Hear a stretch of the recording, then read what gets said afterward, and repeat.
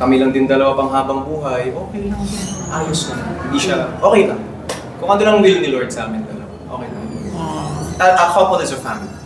So, saya kami dalawa. Case, your reaction to what he said.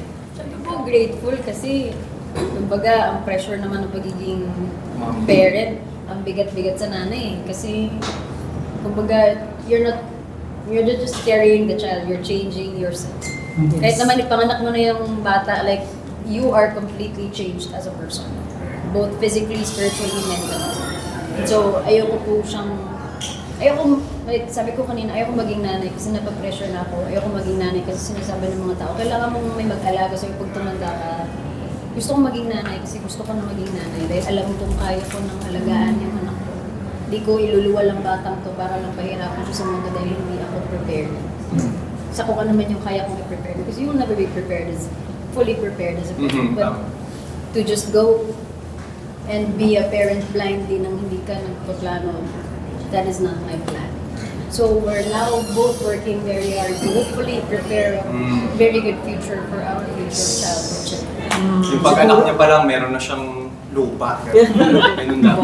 Siguro excited lang yung mga tao makita ng little Casey's and TJ. Yes. Thank you guys. Thank you man. Kami na naman. Oo. Excited din mga kami. Minsan, pero Mga ilan ba, Clan?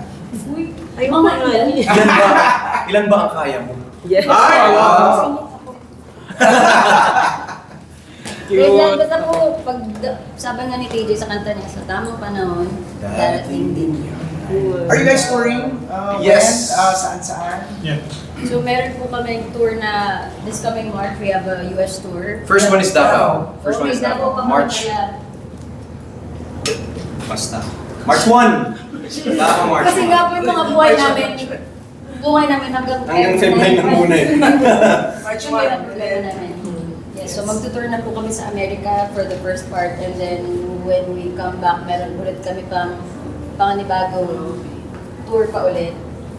Pero, sige po. Basta po, follow nyo na lang pala itong kasi baka may masabi ako. Basta alam ko, March 1 Davao, the whole of March, US and Canada. Yeah. 5 cities. Since And more dates will be announced too. Last question on my part. Since Love Month ngayon, 10 years of togetherness, ano bang pwede niyo ma-share? Parang how do you make it work pa rin? Ano sabi ko na lahat dun sa sponsor. Pero, commitment talaga eh. Parang, Commitment, respect. hindi kayo papayag hindi siya mag-work. Yung parang, kahit iba naman, sobrang iba namin, pero nag-work eh. So, as long as you commit and you respect the person, makakahanap at makakahanap kayo ng paraan.